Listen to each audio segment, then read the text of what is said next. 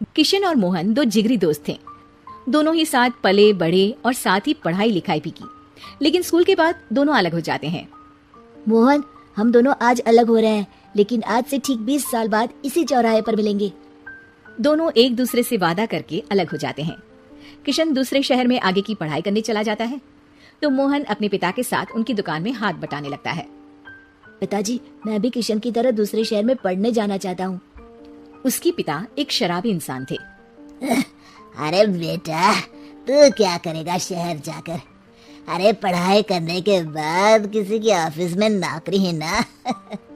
अरे वो तुझसे ढेर सारा काम करवाएगा और बदले में 4 अठन्नी पकड़ा देगा। तो राजा है राजा, अपनी दुकान में बैठ बच्चा। पर पिताजी, ये गल्ला तोलना मुझे अच्छा नहीं लगता। अरे इसी गल्ले को तोल तोल कर तो मैंने तुझे पढ़ाया लिखाया, इस लायक बनाया, और आज तुझे ये गल्ला तोलना अच्छा नहीं लगता। ये बोलकर वो मोहन को एक जोर का थप्पड़ लगा देते हैं। मोहन को थप्पड़ से गुस्सा आ जाता है और वो घर छोड़कर चला जाता है। 1-2 दिन भूखा रहने के बाद मोहन को पिता की बात याद आती है। ऐसा कौन सा काम है जिसमें खुद के लिए मेहनत करना और ज्यादा से ज्यादा पैसा हो? वो सोच में पड़ जाता है कि तभी उसे घोड़ों की आवाज आती है।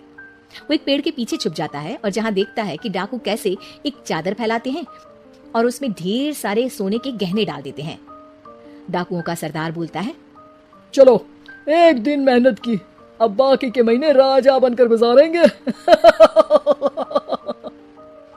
सारे जोर जोर से हंसकर वहां से निकल जाते हैं। अरे वाह, ये तो सच में बड़ा ही अच्छा बिजनेस है। फिर क्या था, मोहन ने छोटी मोटी चोरी का काम शुरू कर दिया। कभी किसी की चेन खींच लेता तो कभी किसी की पॉकेट मार लेता। उसे इस काम में मजा आने लगा। वाह, ये तो अच्छा काम है।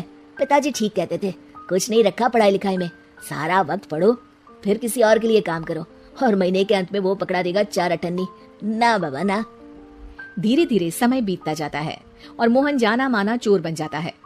लोग उसके नाम से कांपते और कोई भी पुलिस वाला उसे पकड़ ही नहीं पाता। सभी उसका चेहरा पहचानते, लेकिन वो कहाँ रहता है ये किसी को पता न था।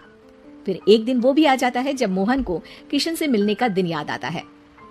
ओह, 20 साल बाद आज ही का दिन है जब मुझे अपने यार किशन से मिलना है।